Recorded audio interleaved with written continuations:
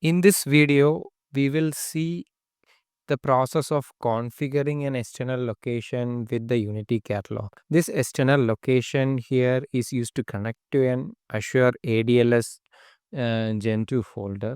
The first step here is to create an access connector. This access connector acts as a bridge between the Databricks and the cloud storage. So, as a first step, we start creating an access connector, provide a valid name to the access connector. Again, this access connector will be used in the Databricks portal also while creating the storage credentials. To create the storage credential, move on to the Azure Databricks portal. Under the Catalog Explorer, click on Create Credentials. Under the credential type, choose Azure Managed Identity. Then give a valid name for the storage credential.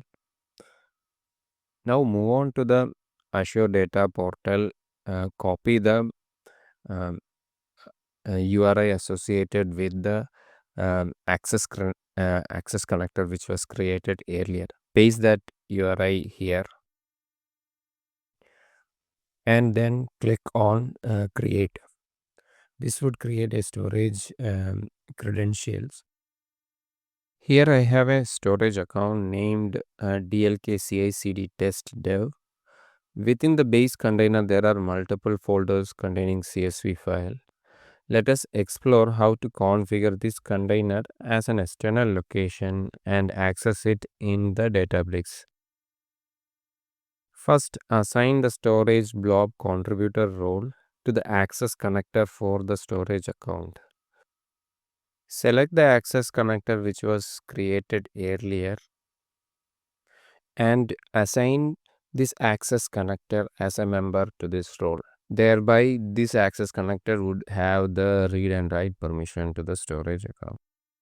Next step is to create an external location pointing to the cloud storage. To create an external location, move on to the Databricks portal. Click on Create External Location. Assign it a name. Specify the storage credentials from the previous step. Configure the target storage container URL.